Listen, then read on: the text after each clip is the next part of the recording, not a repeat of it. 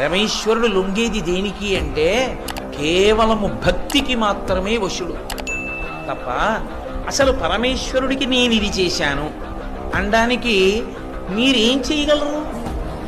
మనం ఇది చేశాము అని చెప్పడానికి మనం ఏదీ చెయ్యలేము ఈశ్వరుడు.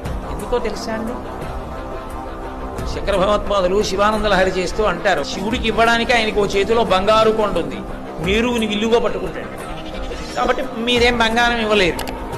బంగారం అంటే రాత్రి వేళ గబుక్కుని ఏదైనా డబ్బులు కావాల్సి వస్తే మరి వెళ్ళి అమ్మి డబ్బు తెచ్చుకోవడానికి అవకాశం ఉండదు కదా. నా దగ్గర రూపాయలున్నా ఇస్తానంటారేమో. నవనిధులకు అధిపతి అయిన కుబేరుడు ఎప్పుడు పక్కన నిలబడి ఉంటాడు. ఇంకేం ఇస్తాం మనం?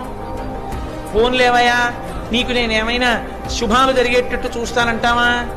ఆ శుభాలన్నీ ఆయన కాళ్ళ దగ్గర పడి ఉంటాయి. ఎవరింట్లోనన్నా శుభం జరగాలి అని ఆయన అనుకుంటే ఆయన కాలు కదిపితే మంగళతోరణమై పట్టుకుంటుంది గడపని. శుభాలన్నీ ఆయన కాళ్ళ దగ్గర ఉన్నాయి. ఆయన ఇంట్లో సురభి చింతామణిగణే కామధేనువులు కల్పవృక్షాలు ఆయన ఇంట్లో ఉంటాయి. అసలు పెద్ద చింతామణి అమ్మవారు ఆయన దగ్గరే ఉంది. చింతామణి పాణిగ్రాహి ఆయన. ఇంకా మనమేమిస్తాం? శంకరాచార్యుల వారు అన్నారు, నాది నాది నేను నేను అనిపించే మనసుందే అది మాత్రం నీది నీది అంటే అలా నాది నాది అంటోంది. అదొక్కటి ఉండిపోయింది, దాన్ని ఇచ్చేస్తున్నాను, ధన్యత పొందుతాం. కాబట్టి పరమేశ్వరుడికి మనం ఇవ్వగలిగినది అన్నది లేదు. ఏదిచ్చినా ఆయనది ఆయనకి ఇవ్వడం అంతే.